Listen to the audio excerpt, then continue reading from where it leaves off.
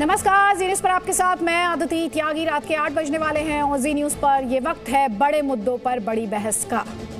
हमारे यहाँ कहावत है, चौबे जी गए छब्बे जी बनने, दूबे जी बनकर रह गए। लेकिन पाकिस्तान के लिए आसान लफ्जों में या कहें तो मुझे कहना पड़ेगा कि ना खुदा मिला ना विसाले सनम। माजरा ये है कि भारत में भाड़े के आतंकियों को भेजने, उनसे बम धमाके करवाने, कत्लेआम करवाने और सारे पैतरे आजमा कर कश्मीर को भारत से अलग करने की साजिश में पाकिस्तान फेल हो गया है।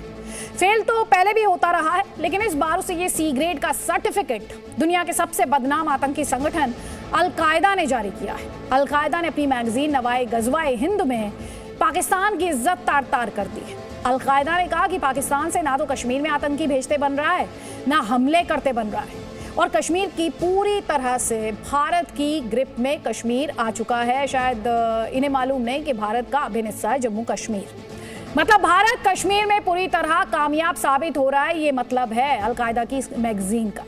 370 हटाए जाने के बाद जिस नए कश्मीर की बात मोदी सरकार करती रही, अल-कायदा ने भी एक तरह से इसे मान लिया है कि हाँ, कश्मीर में भारत सुपरहिट रहा है और पाकिस्तान सुपर फ्लॉप साबित हो रहा है। अल-कायदा के इस बयान को देखें तो आतंकियों का आतंकिस्तान पर से भरोसा उठ रहा है। अल-कायदा ने पाकिस्तान को इतनी लानतें दी हैं कि पूछिए ही मत। उसने उसे इतनी लानतें दी हैं कि पाकिस्तानी सेना को डरपोक तक करार दे दिया गया।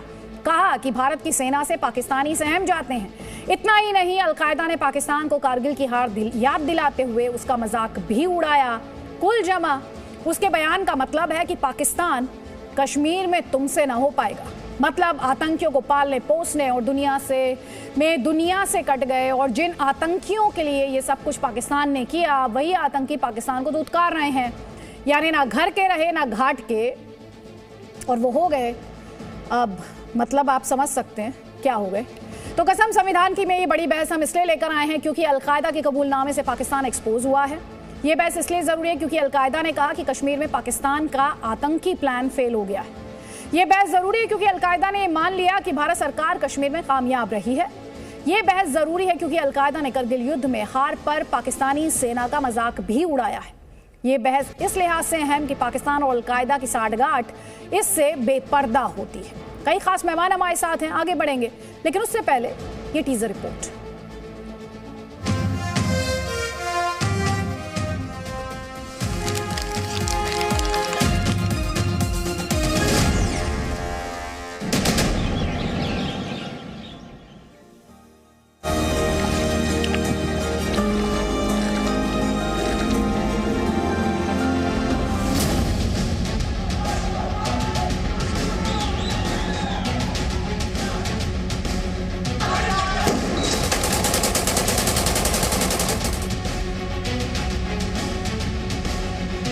आज हमारा कश्मीर आन बान और शान के साथ भारत माता का मुकुटमणि बनकर समग्र विश्व के सामने जगमगाता कश्मीर हमने बनाया है।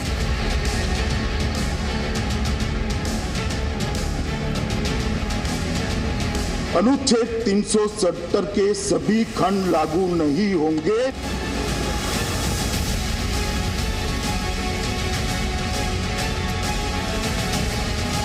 कुछ ऐसे लोगों को भी दिक्कत हो रही है जिनसे खुद अपना देश संभल नहीं रहा है।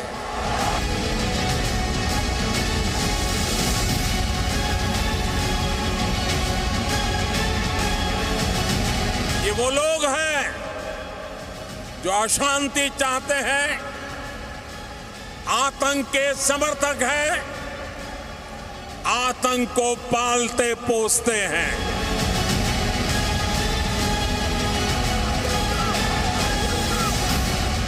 जम्मू कश्मीर अब नई व्यवस्थाओं में, पारदर्शी और संवेदनशील व्यवस्थाओं में निरंतर विकास को आगे बढ़ा रहा है।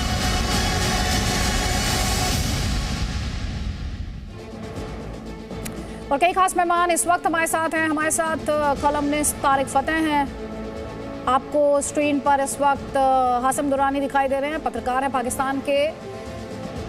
इरशाद अहमद PMLN का पक्ष रखने के लिए अब से थोड़ी देर बाद हमारे साथ जुड़ेंगे। हमारे साथ अमजद अयूब मिर्जा हैं, पीओके में एक्टिविस्ट हैं हैदर हयात हमारे साथ हैं, डिफेंस एक्सपर्ट हैं, पाकिस्तान के मेजर जनरल एसपी सिन्हा हमारे साथ हैं, डिफेंस एक्सपर्ट हैं, डीके दुबे हमारे साथ हैं, पॉलिटिकल एनालिस्ट हैं। आप सभी का बहुत बहुत स्वागत है। लेकिन सबसे पहले तो हैदर हयात, ये जो सर्टिफिकेट मिला आपको कि आप फेल हो गए पूरे तरीके से कश्मीर में, उस सर्टिफिकेट पर आपकी प्रतिक्रिया? बिस्मिल्लाहिर्रहमानिर्रहीम। बहुत शुक्रिया अदिति। पहली बात तो ये कि हमें किसी के सर्टिफिकेट की जरूरत नहीं है कि हम कहाँ पर फेल हुए और कहाँ पर हम पास हुए हैं। हमें किसी का कोई सर्टिफिकेट नहीं चाहिए, पहली बात।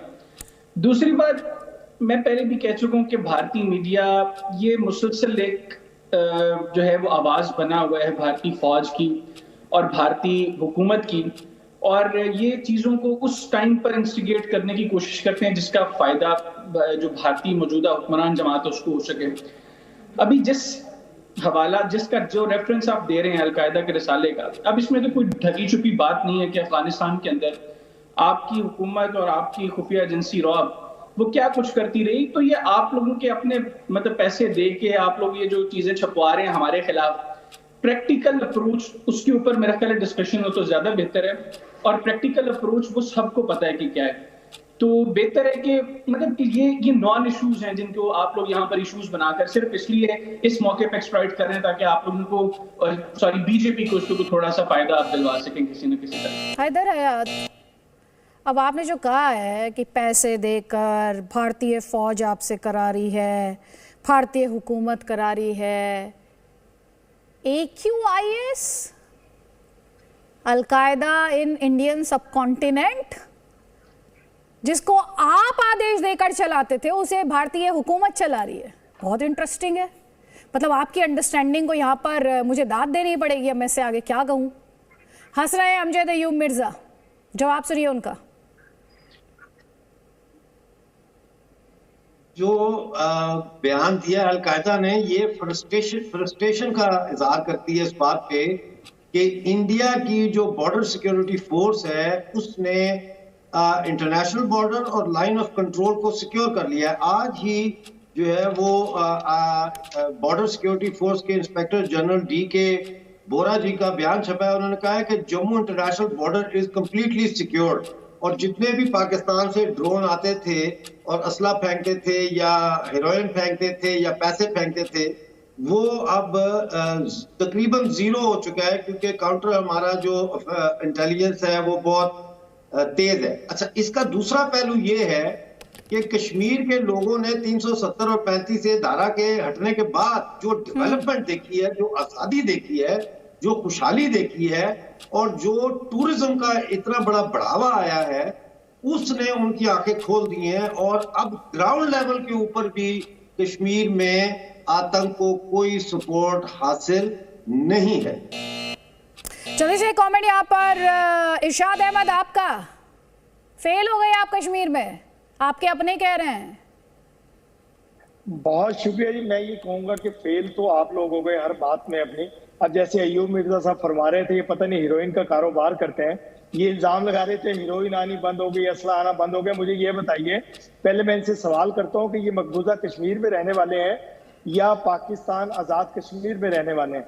क्योंकि ये बात कर रहे हैं कि पाकिस्तान की पॉलिसी फेल हो गई, पाकिस्तान के इदारे फेल हो गए और हीरोइन, मंशियात और असला आना मकबूजा कश्मीर में बंद हो गया।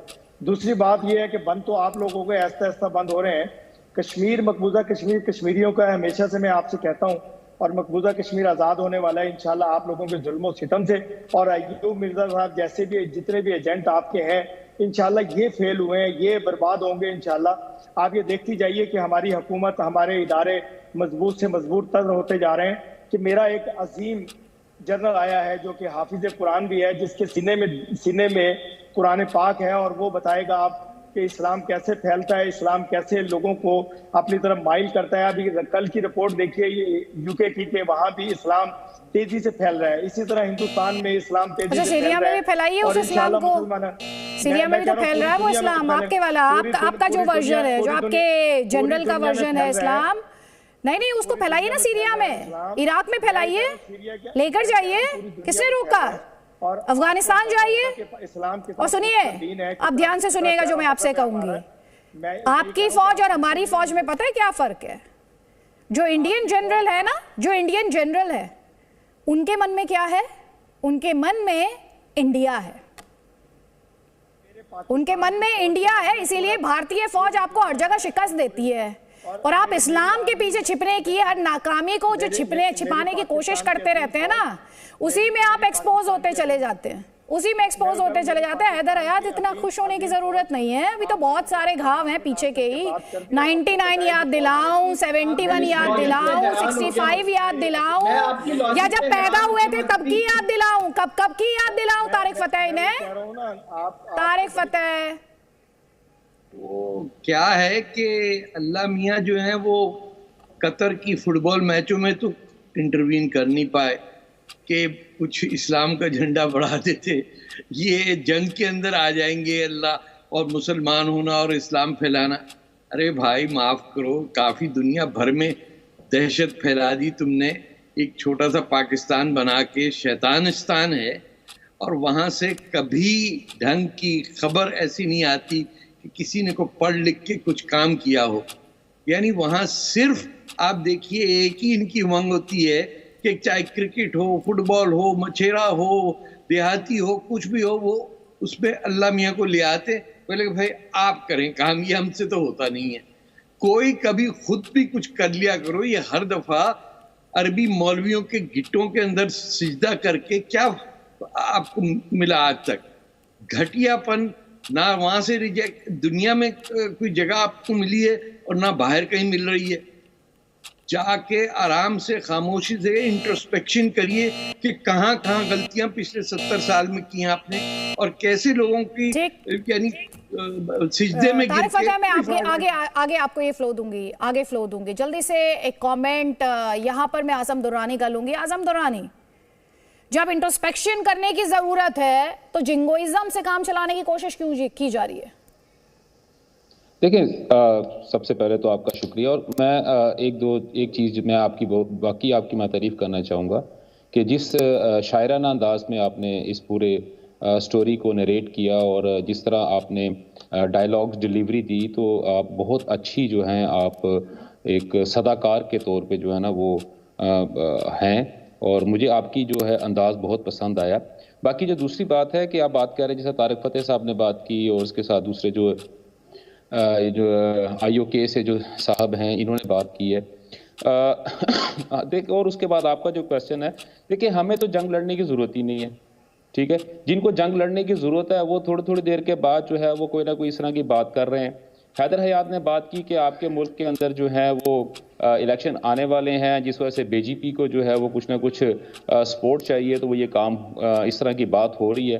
देखिए, हम तो इस वक्त आराम से बैठे हुए हैं। देखिए, मैं भी आराम से बैठा हुआ हूँ, हैदर हयात भी आराम से बैठा हुआ है, हमारे साथ जो मुस्लिम लीग नून के जो साहब बैठे हुए हैं वो भी बिल्कुल आराम से। सबसे ज़्यादा प्रॉब्लम तो इस वक्त इंडिया को है कि यार ये किस तरह की प्रॉब्लम है, इसको हम किस तरह इसको हाईलाइट कर सकते हैं, किस तरह हम शोर मचा सकते हैं, किस तरह जो है हम इस पे वावेला मचा सकते हैं ताकि हमें लोग हमें देखें। देखिए, दो चीज़ें होती हैं ना किस पे हल्ला? चले आप बताएं जरा, इंडिया में इलेक्शन कहाँ हो रहा है आजम दुर्रानी साहब? अच्छा चलें, जो भी होगा मैं आपको इसमें डिटेल से आपने एक पॉलिटिकल कमेंट ऑफर किया, जरा मुझे बता दें जनाब। देखिए, इंडिया में कहाँ इलेक्शन हो रहा है?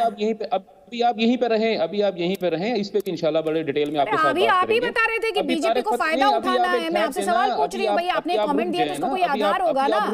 अभी आप रुक जाएं, पहले जो बात हो रही है पहले उसी को आप आगे लेके चलें। 1 मिनट का कमेंट पूरा हो गया, 1 मिनट जो आपके पहले कमेंट के लिए तो पूरा हो गया। अब चलिए मैं आपको टाइम दे देती हूँ, पढ़ लीजिए, थोड़ा सा ढूंढ लीजिए कौन कौन सी स्टेट में इलेक्शंस ड्यू थे। हिमाचल में ऑलरेडी हो चुका है, गुजरात में हो रहा है। तो थोड़ा सा जब कमेंट करते हैं तो सोचें कि नेशनल इलेक्शन हो रहा है कि स्टेट इलेक्शन हो रहा है, स्टेट असेंबली के लिए इलेक्शन हो रहा है। थोड़ा सा कॉन्टेक्स्ट होना चाहिए किसी भी कमेंट का ना, किसी भी कमेंट का एक कॉन्टेक्स्ट होना चाहिए, ठीक है। मैं थोड़ा सा सुने जनाब, सुने हासम दुर्रानी जी सुनिए प्लीज।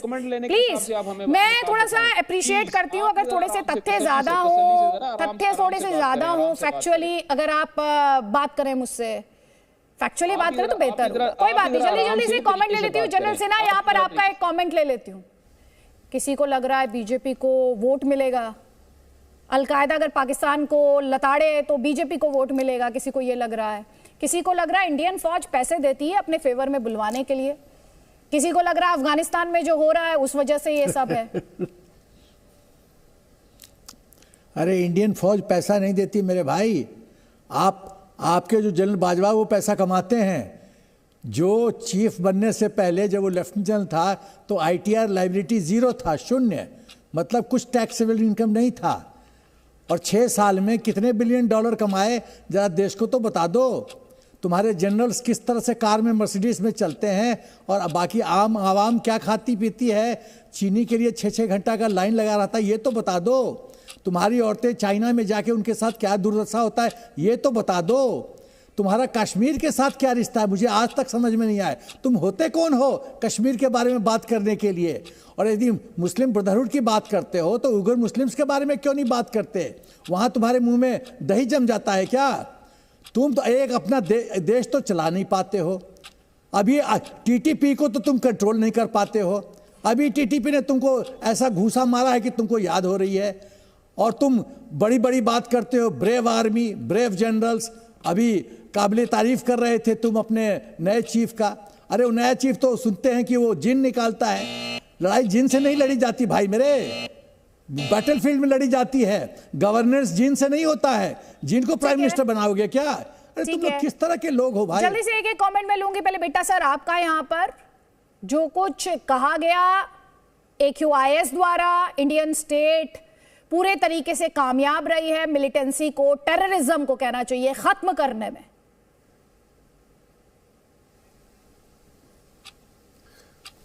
पहले तो त्यागी जी मैं इनको कहना चाहूँगा, ये जो पैनलिस्ट बैठे हैं पाकिस्तान से, ISI की हमेशा फेवर करते मैं देखता हूँ। इस मुल्क की सरहद को कोई छू नहीं सकता। इस मुल्क की सरहद की निगहगार है यहाँ की हमारा हिंदुस्तान का प्रधानमंत्री नरेंद्र मोदी। हम सोते हैं सारी रात सेना के साथ जा करके अपनी सीमाओं की रक्षा करता है। और दूसरी बात इनको बता दूं, जो भी इन्होंने कहा, आप इलेक्शन का मुद्दा ढूंढते हैं, हमारे इलेक्शन का मुद्दा नहीं है। पूछना चाहता हूं, जब 40 जवानों को पुलवामा में आपने शहीद किया था, उस वक्त इलेक्शन थी, उस वक्त आप लोगों ने हमला किया था, आतंकवादी पकड़े गए, आतंकवादी मारे गए, और 15 मिनट के अंदर आपके बालाकोट के अंदर जा करके हमारे सैनिकों ने 15 जिंदा शहीद की तरह वापस आए।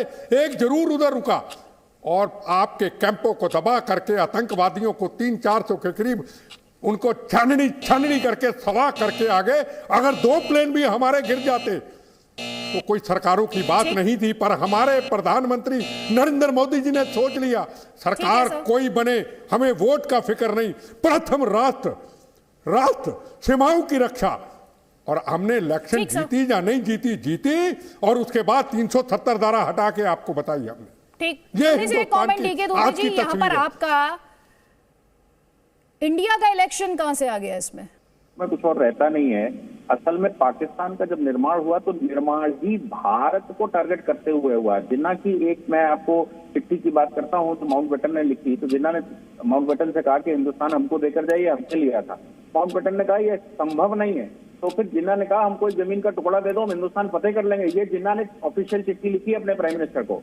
उस दिन से जब पाकिस्तान का निर्माण हुआ, उस दिन से इनके एक एक व्यक्ति के दिमाग में ये बात बैठी हुई है कि हिंदुस्तान को फतेह कैसे करना है। इसकी शुरुआत वहीं से होती है। तो 1947 में जो इन्होंने हमला किया कश्मीर के ऊपर, वो कश्मीर के ऊपर हमला करने का उद्देश्य भी वही था कि भाई हिंदुस्तान को फतेह करना है। उसके बाद इन्होंने जो 65 की लड़ाई हुई उसमें तो कोई कारण ही नहीं था। 65 की लड़ाई लड़ ली, 71 की लड़ाई लड़ ली, अब ये अप्रत्यक्ष रूप से लड़ाई लड़ते हैं। और ये इस्लाम की बात करते हैं, इस्लाम के बेस पर पाकिस्तान बना। तो अगर इस्लाम के बेस पर पाकिस्तान सही था तो बांग्लादेश अलग क्यों हुआ, ये इनके पास जवाब नहीं है। दूसरी बात ये है कि इस समय जो तहरीके तालिबान पाकिस्तान वहां पर कर रहा है और जो अफगान तालिबान वहां कर रहा है, और उसने जंग आधी छेड़ी, सीजफायर खत्म किया और जंग आधी छेड़ी हुई है इनके साथ, उसके इनके पास कोई जवाब नहीं होते। इनके दिमाग में चूंकि हिंदुस्तान है, इसलिए ये हिंदुस्तान के MCD के चुनाव भी इनके दिमाग में रहते हैं और वहां से लेकर ही ये शुरू करते हैं और वहीं पर खत्म हो जाती है। ठीक है, हैदर हयात, अलकायदा आपके नाम आपको सीक्रेट सर्टिफिकेट अगर दे रहा है तो इसमें इंडिया का इलेक्शन कहां से आ गया? मैंने पहले कहा दी थी मुझे सर्टिफिकेट नहीं चाहिए, और मुझे पता है कि भारत पिछले कुछ सालों में, जब से अफगान तालिबान ने काबुल टेक ओवर किया, उससे पहले भारत क्या कुछ करता रहा अफगानिस्तान में। इन्वेस्टमेंट की आड़ में आप लोगों ने वहां पर जो खिलवाड़ रचाया हुआ था, और फिर यहाँ पर कुछ साहब टीटीपी की बात कर रहे थे। मुझे ये भी पता है कि टीटीपी को फंड कौन करता है, टीटीपी को बैकएंड पे कौन सपोर्ट कर रहा है, ये सारी चीजें मुझे पता है। दूसरा पता नहीं कौन यहाँ पे कह रहे थे कि भारतीय जर्नल जो है उनके दिल में भारत है। मतलब खुदा का खौफ करो यार, आप लोग उनके जर्नल इस वक्त फुली पपेट्स बने हुए हैं बीजेपी के, जो डायरेक्शन उनको वहां से आ रही है आप लोग वो कुछ कर रहे हो। हाँ, उसके अलावा डिलीवर पपेट नहीं है। सुनिए आपके यहाँ शायद, सुनिए ध्यान से, अपनी सीमाओं की रिस्पेक्ट करने को शायद आपके मुल्क में समझा जाता होगा पपेट। हैदर हयात कोई नहीं कह रहा था, मैं कह रही थी। सुनिए मैं कह रही थी इंडियन आर्मी के दिल में इंडिया है, ये मैं कह रही थी। एक बार फिर से सुनिए, इंडियन फौज के मन में इंडिया बसता है। फिर से सुनिए, आपसे सर्टिफिकेट लेंगे? आप तो कितना प्यार करते हैं इंडियन आर्मी से मैं समझ सकती हूँ। 91, 71, 99, 71, 65 और जब पैदा हुए थे उसके बाद क्या हुआ? तो आपको तो कितना प्यार है इंडियन फौज से, वो तो मैं देख ही रही हूँ। बौखला जाते हैं आप, जरा सा जिक्र भर कर देती हूँ, मैं तो जिक्र भर कर देती हूँ। तो अब सुनिए ध्यान से, आपको थोड़ा सा बताती हूँ। देखिए अब नहीं, आपको बताना जरूरी है ताकि आप अपना अगला कमेंट ऐसे ना लगे, ऐसा ना साउंड करे कि फिर आप व्हाट्सएप यूनिवर्सिटी से आए। मुझे जवाब देने आप समझिए, सुनिए ध्यान से। भारतीय हैदर हयात, ये पाकिस्तान नहीं है जहां पर इंडिया के डेमोक्रेसी में फौज की दखलंदाजी रही हो। पहले समझ लीजिए। अरे बौखलाइए नहीं, अरे बौखलाइए नहीं, मैं समझ सकती हूँ आपकी बौखलाहट। आपकी फौज ने आपका इतना शोषण किया है, शिकस्त के बाद शिकस्त झेले हैं, तो कई जख्म है आपके। नहीं सुने ध्यान से, हैदर हयात मेरी बात तो सुन ले। हैदर हयात सुन लीजिए ना, फिर आप अपनी बात रखिएगा, फिर बात रखिएगा अपनी। इंडियन आर्मी ने कभी इंडिया की डेमोक्रेसी में इंटरफेयर नहीं किया। इंडियन आर्मी ने कभी प्रधानमंत्री नहीं बैठाए हैं। ये जो पपेट शब्द है ना, ये आपके पूरे तरीके से फिट होता है। आपके यहाँ जो फौज है ना, वो पपेट ही बैठाती है। तो आपको लगता है कि इंडिया में भी पपेट ही होंगे ना? इंडिया में पपेट के लिए कोई जगह नहीं है, ना इंडियन आर्मी में पपेट के लिए जगह है और ना ही इंडियन डेमोक्रेसी में किसी पपेट के लिए जगह है। तो ये आप थोड़ा सा क्लैरिटी हासिल करें। तारिक फतेह, ये पाकिस्तान का ये जो पपेट है, ये इंडियन डेमोक्रेसी में क्यों ढूंढते हैं एक्सपर्ट पाकिस्तान के? पढ़ाया जाता है क्या कहीं? पढ़ते ही नहीं है। मसला सारा पाकिस्तान का ये है कि इनमें से किसी ने कोई, अब पूछिए इनसे कि आखिरी किताब कौन सी पढ़ी है। यहाँ पढ़ने का रिवाज ही खत्म हो गया। जहाँ किताबें एक जमाने में लाहौर कराची में बिकती थी, वहाँ कालीन बिकते हैं। आपको अंदाजा नहीं है कि कितनी डेप्थ ऑफ इग्नोरेंस बैठ गई है। ये तो हमें दुख होता है देख के कि अच्छे खासे जहाँ से लोग ब्रिलियंट स्कॉलर्स निकलते थे पंजाब यूनिवर्सिटी से या कराची से, वहां अब कुछ भी नहीं होता सिवाय इसके कि ये बहस करना कि उसने बुर्का पहना, इसने हिजाब पहना, इसकी टखने नजर आ रहे हैं, उसका पजामा ऊपर है, इसकी टोपी कहां से बन के आई है। पूरा मुल्क जो है, it has become a caricature of Islamic supremacy, और वो वहां बैठ के सिर्फ गजवा हिंद की बात कर रहे हैं। ये जो अलकायदा इन इंडियन सब कॉन्टिनेंट है, इसने भी अपना गजवा हिंद का ही इन्वोक किया ना, कि जब तक रोज़े क़यामत नहीं आएगी, जब तक सारे हिंदू मुसलमान नहीं होंगे। इनका बिल्कुल दिमाग जो है नफरत से भरा हुआ है। बच्चा पैदा नहीं होता कि इसको हिंदू से नफरत कराने की कर दे। आपकी हिंदुस्तान में मस्जिदों में इजाजत है कि या अल्लाह मुसलमानों को फतह नसीब कर कौमुल काफरीन पे, ये दुआ मांग रहे हैं। ये तो हिंदुस्तान में बैठ के जो नहीं कर रहे, तो बताइए पाकिस्तान के अंदर और ये जो बाकी लोग हैं, ये क्या करते होंगे जहाँ खुली छुट्टी है। ठीक है, पूछ लेती हूँ मैं, पूछ लेती हूँ, पूछ लेते हैं। मैंने आखिरी किताब पढ़ी है द लास्ट वॉर, मैं रिकमेंड करूंगा आपको भी, आप भी पढ़ लें। और उसके पहले 16 सफ़े पढ़िएगा, जिसमें जो भारतीय फौज बार बार बात करती है ना, टू फ्रंट वॉर, आपकी टू फ्रंट वॉर की तहस नहस फेर के रख दी प्रवीण स्वाने साहब ने उस किताब के अंदर। Haider Hayat, just to factually correct you, Indian army doesn't talk about two front war. Haider Hayat, Indian army doesn't talk about, Indian army just doesn't talk about two front war. There is a factual correction for you. आपके facts बहुत weak है, आपके पास शायद facts होते नहीं है। तो just to factually correct, जो किताब पढ़ी है शायद जमाने पुरानी किताब पढ़ ली है आपने, अब नई किताब पढ़िएगा। Indian army talks about fighting on 2.5 front war, पढ़िएगा, ये पढ़ लीजिएगा थोड़ा सा ना। आया कीजिए आप मेरे शो में, हैदर हयात आप आया कीजिए मेरे शो में, काफी कुछ आप सीख कर जाएंगे, काफी कुछ आप सीख कर जाएंगे, काफी कुछ सीख कर जाएंगे। जनरल सिन्हा, इनको बता दीजिए Indian army talks about 2 front war और 2.5 फ्रंट वॉर। आदित्य, इनको कुछ नहीं पता। आदित्य, ये तो तारिक फतेह बहुत सही बोल रहे हैं। ये लोग अनभिज्ञ हैं, अनपढ़ हैं, गवार हैं, जाहिल हैं, इनको कुछ नहीं पता है। पहले तो मैं इनको थोड़ा एजुकेट करना चाहता हूँ इंडियन आर्मी के बाद। इंडियन आर्मी वो आर्मी है जो हमेशा जंग जीतती है, तुम्हारी तरह जंग हारती नहीं है। इंडियन आर्मी अपने प्राइम मिनिस्टर को मार नहीं देती है।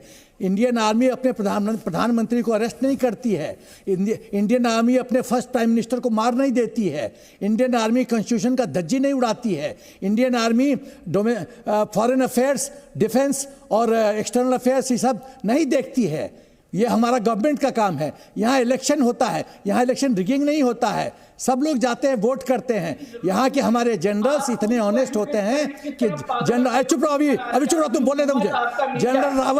General Rawat 3 room, general Rawat का घर है 3 BHK नोएडा में, और तुम्हारा जनरल का क्या है?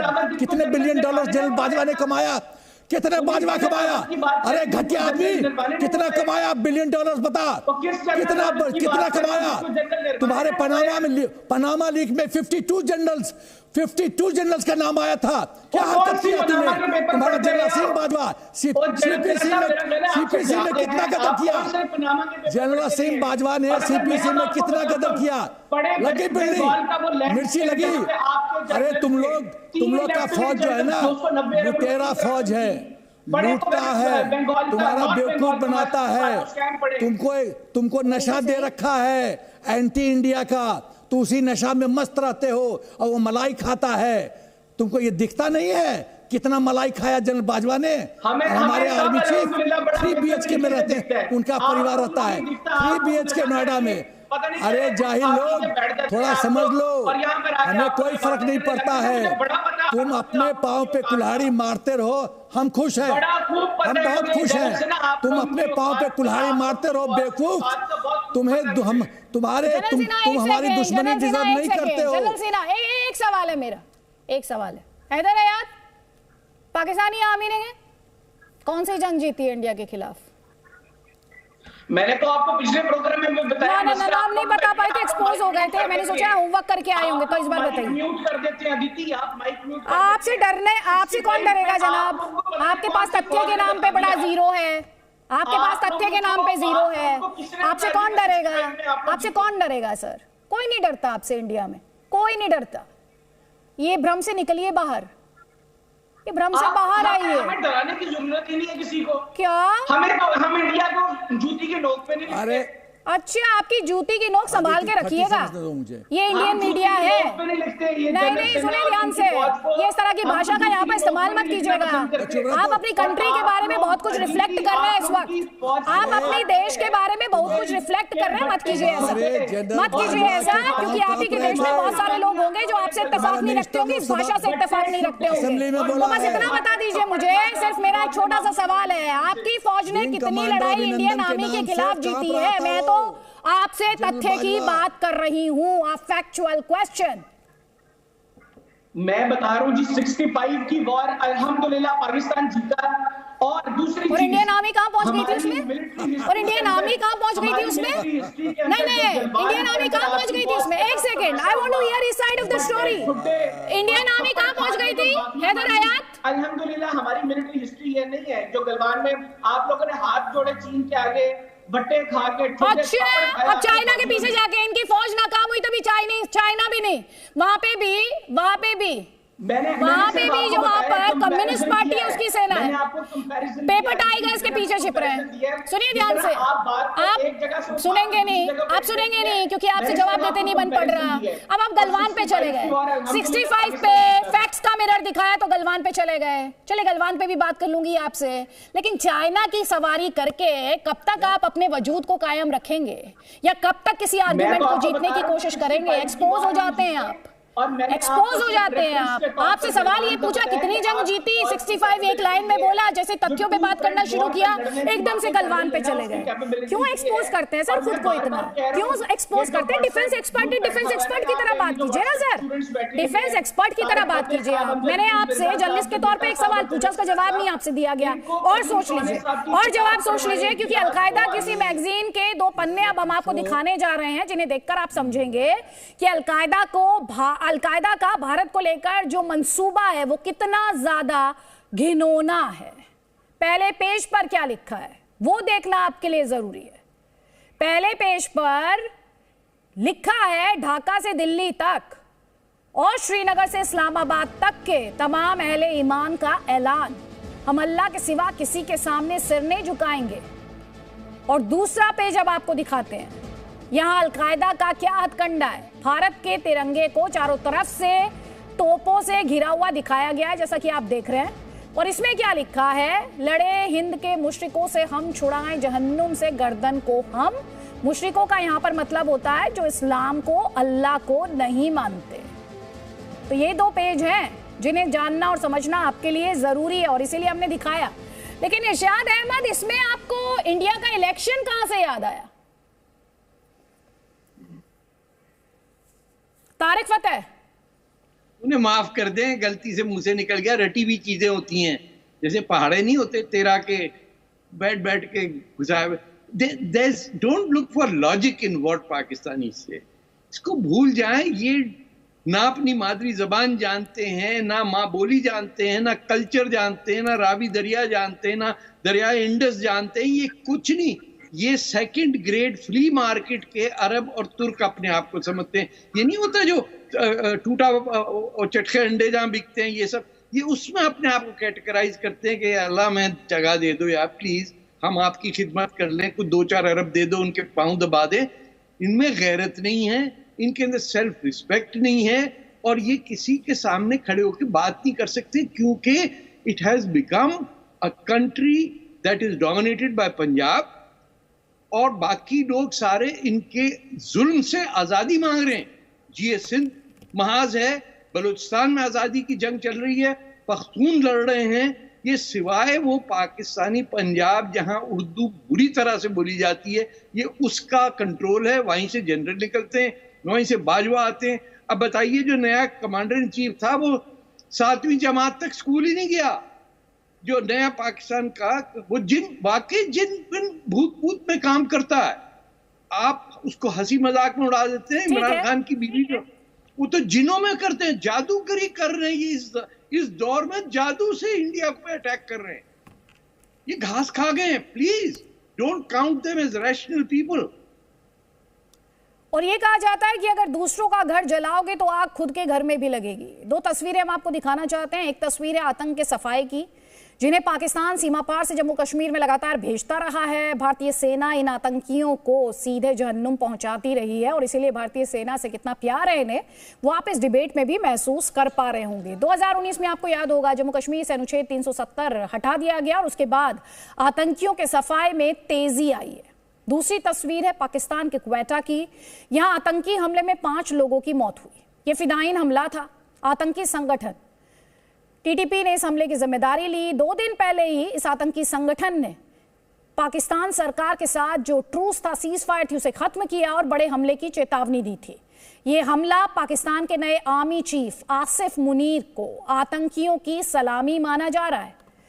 और यहां पर जो तमाम एक्सपर्ट हैं, अभी आप सुन रहे थे इरशाद अहमद, वो कसीदे पढ़ रहे थे। हासम दुर्रानी,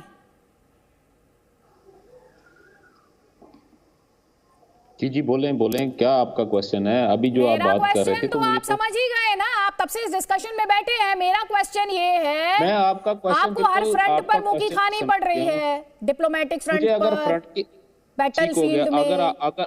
अगर आप ये समझ रही हैं कि हमें हर फ्रंट के ऊपर मुंह की खानी पड़ रही है, तारिक फतेह साहब जो हैं वो हमें ये समझ रहे हैं कि पाकिस्तान के अंदर तो है, यहाँ पे किसी किस्म का ना कोई इल्म है ना कोई तालीम है, तो अच्छा हो गया ये हमारे मुल्क को छोड़ के चले गए।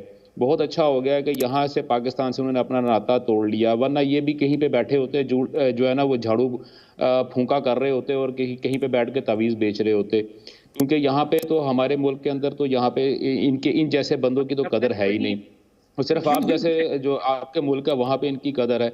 और दूसरी बात है, अगर ये इतनी अक्लमंद है, इतनी तालीम याफ्ता और इतना कुछ होता है, और जिसे हम यहाँ पे बैठ के ये जनरल साहब को प्रॉब्लम हो रही है।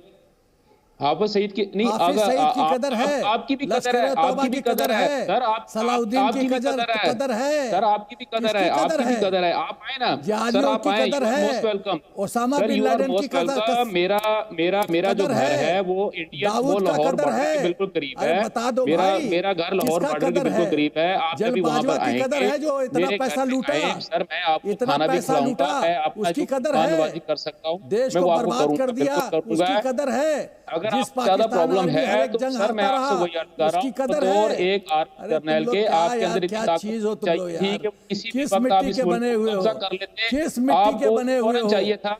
मैं जिस भी मिट्टी का बना हूँ, कम से कम मैं इतना तो हूं ना कि मैं अपनी जगह पे बैठा हूँ, आपकी तरह चीखे नहीं मार रहा। मैं अपने मुल्क में बैठा हूँ, अपने घर के अंदर बैठा हुआ हूँ। अगर आप ये समझते हैं कि आपकी फौज, आपकी जनाब तमाम चीजें इतनी ही स्ट्रॉन्ग है, इतनी आप ताकतवर हैं, आपने कश्मीर पे भी कब्जा कर लिया, आपने अफगानिस्तान के अंदर भी अपनी हुकूमत तैयार जो है ना उसको सपोर्ट कर रहे हैं। पाकिस्तान ने बकौल आप सब के लोगों के यहाँ पे पाकिस्तान ने कोई भी जंग नहीं जीती, तो भाई मैं अभी तक यहाँ पे अपने घर में इंडिपेंडेंट क्यों बैठा हुआ हूँ? मुझे तो आप लोगों के अंडर होना चाहिए था।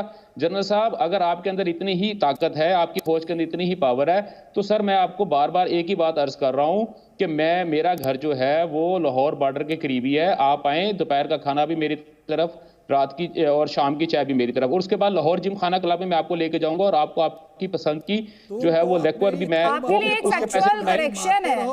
आसम दुर्रानी, छोड़ दें आप मैडम मैं फैक्ट्स पे बात करती हूँ, फैक्ट्स पे बात करती हूँ। सुनिए ध्यान से, आप बहुत अच्छी टीचर हैं, आप सिर्फ एक सुनिए ट्यूशन पढ़ाया।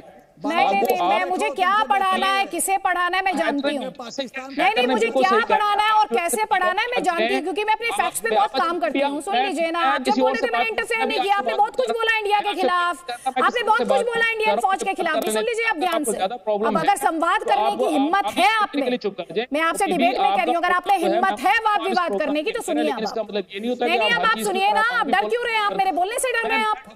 अरे बैटलफील्ड में ऐसे ही आपकी फौज लड़ती है इंडियन आर्मी से, आप एक एंकर से डर रहे हैं। अरे जनाब, आप एक एंकर से बोलने से डर रहे हैं, एक एंकर के बोलने से आपको डर लग रहा है क्योंकि वो इंडियन है।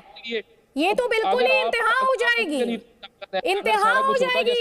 ये समझिए, आपको देख रहे होंगे आपके मुल्क में लोग, आपके मुल्क में लोग देख रहे होंगे, और मुल्क में नहीं, ये 150+ कंट्रीज में जी को देखा जाता है। ध्यान से सुनिए, ये कब्जे की बात कर रहे थे आप, वो पाकिस्तान के कब्जे वाले कश्मीर की बात कर रहे थे आप जाने अनजाने बोल गए सच। पाकिस्तान के कब्जे वाले कश्मीर की बात कर रहे थे आप, क्योंकि जम्मू कश्मीर इंडिया का है, इंडिया का भी हिस्सा है, इंस्ट्रूमेंट ऑफ एक्सेशन। राजा हरि सिंह ने किसके लिए साइन किया था आपको पता होना चाहिए, आपको पता होना चाहिए। और 71 का इंस्ट्रूमेंट ऑफ सरेंडर किसने साइन किया था वो भी आपको पता होना चाहिए। और ये जिंगोइज्म नहीं है, ये तथ्य है। और इन दोनों डॉक्यूमेंट्स को आप डिनाई करके दिखा दीजिए, इन दोनों डॉक्यूमेंट्स को आप डिनाई करके दिखा दीजिए, और अब जवाब लीजिए, अब जवाब लीजिए आप MS बिट्टा जी, और उसके बाद अमजद अयूब मिर्जा।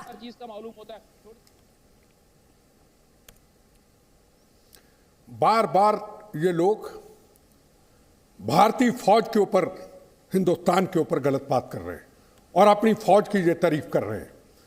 इनको पूछना चाहता हूं, हिंदुस्तान ने बार बार शांति का संदेश देने के लिए हमेशा कोशिश की। अटल बिहारी वाजपेयी जी गए थे पाकिस्तान के अंदर, अटल बिहारी वाजपेयी जी उस वक्त पाकिस्तान में थे, शांति का संदेश लेके गए थे।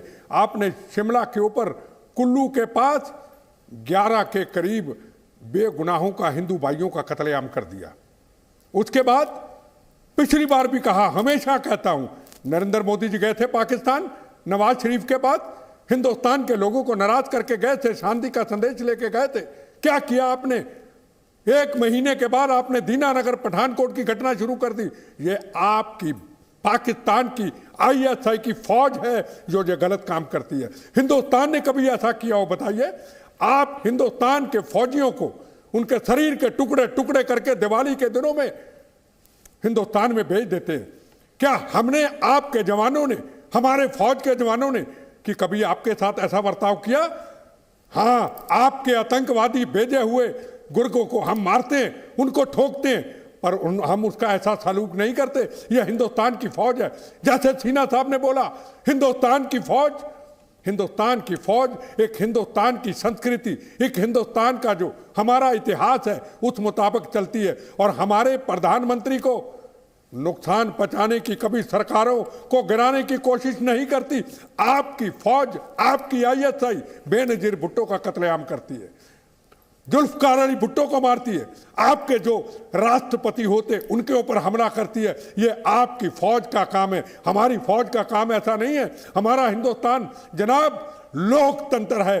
आप तो वहां के पाकिस्तान के अंदर आपको बोलने की हिम्मत ही नहीं है कि आप इन शक्तियों के खिलाफ बोल दो। हमारे अंदर स्वतंत्रता है, गलत है तो गलत कहने की हिम्मत करते हैं। क्या बात करते हैं आप तारिक फतेह साहब की?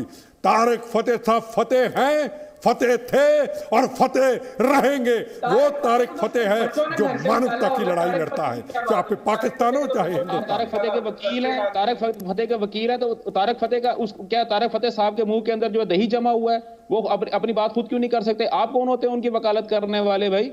तारिक फतेह साहब मानवता की बात करते हैं। तारिक फतेह साहब किसी पॉलिटिकल पार्टी के नहीं है, आपके सताए हुए हैं। आपकी करतूतों को तारिक फतेह साहब बताते हैं, जो हम नहीं बता सकते वो तारिक फतेह साहब बताते हैं। आपको तारिक फतेह साहब अच्छे नहीं लगते तो वो अलग बात है, पर तारिक फतेह साहब की हर बात आपको तकलीफ देती है, क्योंकि तारिक फतेह साहब एक एक बात को सच्चाई से आपके खिलाफ पेश करते हैं। एक सेकेंड, हैदर हयात, इतना बौखलाने की क्या बात है?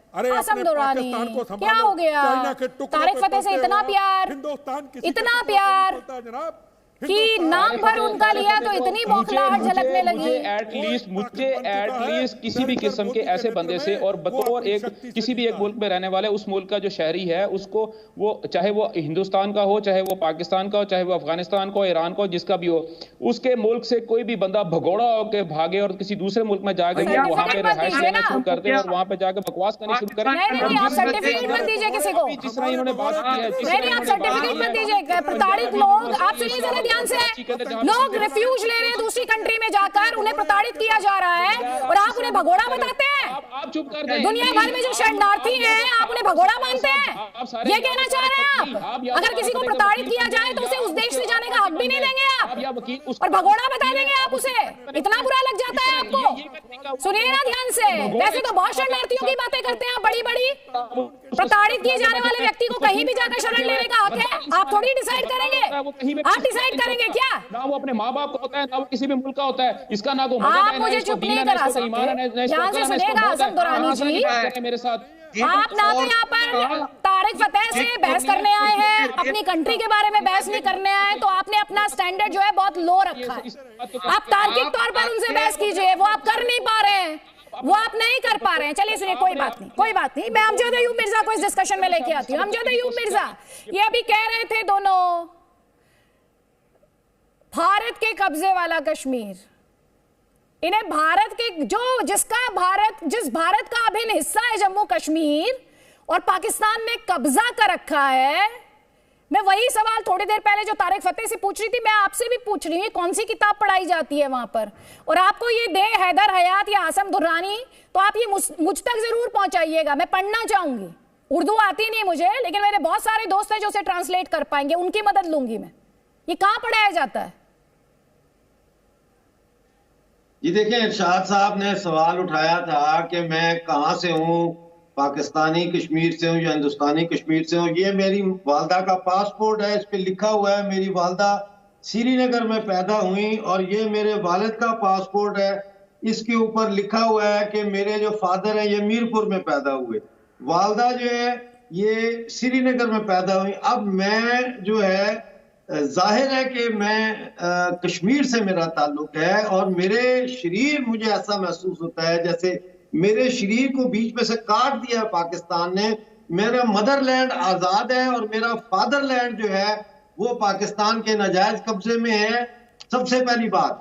दूसरी बात ये कहते हैं कि जी ये जो आया है नया पाकिस्तान का आर्मी चीफ, ये हाफिज कुरान है, तो इनको मैं याद कराना चाहता हूं कि हाफिज कुरान तो वो भी थे जिन्होंने करबला में हजरत मोहम्मद सल्लल्लाहु अलैहि वसल्लम के नवासे को कत्ल किया था, वो भी हाफिज कुरान थे। हाफिज कुरान होना कोई सर्टिफिकेट नहीं है किसी की अच्छाई का, लिहाजा ये चीज। दूसरा मैं ये कहना चाहता हूं कि देखिए बात ये है कि पाकिस्तान जो है यहाँ पे मुकम्मल तौर पर इसको अरबीफाई कर दिया गया है। इसके अंदर से पंजाब का कल्चर भी खत्म कर दिया है, सिंध का, बलूचिस्तान का, और उसके ऊपर जो है खास तौर पर पंजाब पे इन्होंने अरबों का इस्लामिक कंजर्वेटिव वहाबियस्ट कल्चर हेगमनी कायम की है, जिसकी वजह से ये लोग अपने अंदर, जो तारिक फतेह साहब कह रहे थे ना कि सेल्फ रिस्पेक्ट नहीं है इनके अंदर, गैरत नहीं है, वो इसलिए कि वो उस अरब कल्चर के जरिए इनकी जो इंडिजिनस गैरत थी वो मार दी गई है। और आखिर में मैं सिर्फ ये कहूंगा कि देखें, पाकिस्तान दहशतगर्दी से बात नहीं आएगा। मिसाल है कि चोर चोरी से जाए, हेरा फेरी से ना जाए। अलकायदा ने जिस फ्रस्ट्रेशन का इजहार किया है वो अपनी जगह सही है। उसका मकसद ये है कि उनकी बात का मतलब ये है कि हमने भारत में अपना सिक्योरिटी ग्रिड मजबूत किया है। उसका मतलब ये नहीं है कि पाकिस्तान बाज आ जाएगा। लिहाजा we have to be very vigilant. और तारिक फतेह साहब जो है, उनके बारे में ये फजूल बातें कर रहे थे। तारिक फतेह वो शख्स है जिसने करोड़ों हिंदुस्तानी मुसलमानों की आंख खोली है, करोड़ों हिंदुस्तानी मुसलमानों को उसने इतिहास पढ़ाया है, और वो हम उसकी बहुत रिस्पेक्ट करते हैं। बस इतना ही मैं। ठीक है, हासम दुर्रानी, जल्दी से एक कमेंट आपका, उसके बाद जनरल सिन्हा। किसी भी किस्म की बकवास बात के ऊपर मेरा कोई कमेंट नहीं हो सकता। अच्छा, आपकी फौज बकवास है? मैं आपकी फौज की बात नहीं कर रहा, मैं इस बंदे की बकवास की बात कर रही हूँ। अगर आप ये समझते हैं कि मेरी फौज बकवास है तो आप आए ना। मैंने तो आपको बड़े ओपनली और बड़ा ओपन हार्टेडली मैंने तो आपसे सवाल पूछा था आपकी फौज के लिए। आपने कहा मैं किसी बकवास पर बात नहीं करता हूं। आप ही के लफ्ज थे भाई। मैं ये आप ही के लफ्ज थे। जिस आदमी ने जो बकवास की है मैं तो उसके ऊपर बात कर रहा हूं। मैं जो आपके साथ यहाँ बैठा हुआ जो कह रहा है कि मेरी मां श्रीनगर की, मेरा बाप मीरपुर खास का, गेस्ट पर निजी टिप्पणी करने थोड़ी आए हैं आजम दुर्रानी जी। मैं तो ये कह रहा हूं कि उसने बकवास की है। आजम दुर्रानी जी, आप मुझे लगता है आप तो अपनी फौज पे, अपने देश के बारे में बात करने आए थे ना। प्रॉब्लम हो रही है, अगर आपको प्रॉब्लम हो रही है, आपको बात समझने में कोई मुश्किल हो रहा है, अगर आपकी हेयरिंग में कुछ थोड़ा सा इशू है तो ठीक है, आप आ जाए इनके साथ, फौज के साथ आ जाए। यहाँ पे किसी अच्छे डॉक्टर के साथ, डॉक्टर से जो है ना, मैं ईएनटी स्पेशलिस्ट से आपके कानों का जो है ना वो इसी तरह की दलीलें बचती है। आप इसी तरह की निजी टीका टिप्पणी कर सकते हैं, यहाँ आ जाइए, वहाँ आ जाइए। सुनिए ध्यान से, फौजें बैटलफील्ड में मिलती हैं। बैटलफील्ड में क्या हश्र किया इंडियन आर्मी ने आपकी फौज का, ये मुझे बार बार दोहराने की जरूरत नहीं है। आपको हर्ट करता है वो, तो आप अगर आंख मूंदना चाहते हैं कबूतर की तरह, जैसे कबूतर आंख मूंद लेता है, तो आप मूंद लीजिए आंख। ना मैं आंख मूंदती हूँ, ना मैं आंख मूंदती हूँ, सुनिए ध्यान से, और ना ही तथ्यों से भागती हूँ। फाइल फुटेज तो मेरे पास भी बहुत सारी, अगर मैं आपको दिखा दूंगा तो वहां पे फाइल फुटेज की बात नहीं कर रही हूँ मैं तथ्यों की बात कर रही हूँ। फाइल फुटेज से क्या होता है? भीख मांगते फिर रहे हैं। अरे इंस्ट्रूमेंट ऑफ सरेंडर की बात कर रहे हैं आप, वो फाइल फुटेज बुरी लगती है आपको? तो आप उसको छोड़ें, आप मुझे सिर्फ एक बात अच्छा, वो भी छोड़ दूं, वो भी छोड़ दूं, इंडिया ने जीत, इंडियन आर्मी ने आपको जो शिकस्त दी है वो भी छोड़ दूं, आपके देश की हालत भी छोड़ दूं, आप बता दें किस पे बात करेंगे? चलिए आप ही बता दीजिए किस पे बात करेंगे, मैं उस पर ही बात कर लूंगी। मैं आप लोगों से मसलसल एक ही बात कर रहा हूं, मैं आप लोगों से मसलसल एक ही बात कर रहा हूं। अगर आप ये समझते हैं आपको पाकिस्तान की आवाम का दुख बहुत ज्यादा है, आप लोगों से पाकिस्तान की आवाम की तकलीफ, दुख तकलीफ और उनकी परेशानी नहीं देखी जा रही, पाकिस्तान की आवाम की फिक्र पाकिस्तान करे, पाकिस्तान की हुकूमत करे जनाब। नाना सुनिए, आपको गलतफहमी हो जाती है हर बात में, आप पता नहीं कैसे आप इंफॉर्मेशन को सही तरह से नहीं पकड़ पाते हैं। आपको किसने कहा है कि ये डिबेट पाकिस्तान की आवाम के दुख पर हो रही है? आप सुनते, आपसे कहा क्या जाता है, आप सुनते क्या और फिर समझते क्या है? ये तो बड़ी दिक्कत की बात है, ये तो बहुत दिक्कत की बात है डीके दुबे जी। इतनी हिम्मत है आप लोगों के अंदर, इतनी गैरत है आप लोगों के अंदर, आपके जितने भी फौजी जनरल यहाँ बैठे हुए जो बातें कर रहे हैं, अगर उनके अंदर इतनी ही ताकत है, इतनी हिम्मत है, इतनी गैरत है, तो भाई आओ आगे दिखाओ, एक इंच भी आगे दिखाओ। यहाँ पे आप जिस गैरत की बात कर रहे हैं अपनी पाकिस्तान की आर्मी से पूछिएगा। इंडियन आर्मी को आपको एक्सप्लेनेशन देने की जरूरत नहीं है, डिनाइल में आप हैं। 99, 71, 65 मर्जी करके आपकी और शुरुआती 47, 48 भूल गए? इस तरह जोर भूल गए ना आप? मचाने से आप सच्चे साबित नहीं हो सकते। तथ्य आपको पता नहीं है, तथ्यों पर बात करनी नहीं है। आ जाइए, बस आ जाइए, एक के बाद एक शिकस्त, आ जाइए, आ जाइए। हर जगह तो मुंह की खानी पड़ी है सर आपको। चलिए ठीक है, ये तू में वक्त जाया नहीं करना है। आप सभी मेहमानों का बहुत बहुत शुक्रिया। तो क्या ये भारत के लिए अच्छी खबर है कि अलकायदा कश्मीर में अनुच्छेद 370 हटाने के बाद हुए बदलाव को मान रहा है और उसे पाकिस्तान के खोखलेपन से तौल भी रहा है? ऊपर से देखने को कह सकते हैं आप कि बढ़िया है कि पाकिस्तान के आतंकी एजेंडा जो है वो और एक्सपोज हो रहा है, लेकिन आप सोचिएगा जरूर, अलकायदा दुनिया के सबसे खूंखार आतंकवादी संगठनों में से एक है। उसके दामन पर हजारों बेगुनाहों के खून के छींटे हैं। कश्मीर और हिंदुस्तान को अलकायदा जैसे संगठन के सर्टिफिकेट की क्या जरूरत है? नहीं, कोई जरूरत नहीं। सोचिएगा जरूर, अलकायदा का ये बोलना कि भारत की सरकार ने कश्मीर को अपना अभिन्न अंग बना लिया है, एक नए खतरे की तरफ तो इशारा नहीं कर रहा। अलकायदा का ये बयान एक नई चुनौती की तरह है कि कश्मीर पर उसकी नजर है और कश्मीर में हर सियासी हलचल को वो काफी गौर से देख रहा है। और अलकायदा के इस्लामिक राज के नक्शे को अगर आप याद करें तो उसमें पूरा कश्मीर ही नहीं, भारत भी था।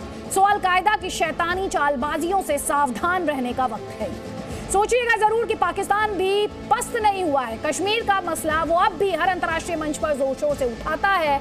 सो ये सोचना जल्दबाजी होगा कि अलकायदा से उसकी पट नहीं रही। कश्मीर का मुद्दा आपने खुद ही देखा इस डिबेट में, पाकिस्तान की रगों में दौड़ता है और वो इसे ऐसे छोड़ने वाला भी नहीं। तो कसम संविधान की मैं फिलहाल इतना ही। कल फिर मुलाकात होगी रात 8 बजे, आपको याद दिलाते हुए, देश ना धर्म से चलता है ना सियासत से, देश चलता है संविधान की रोशनी से। नमस्कार।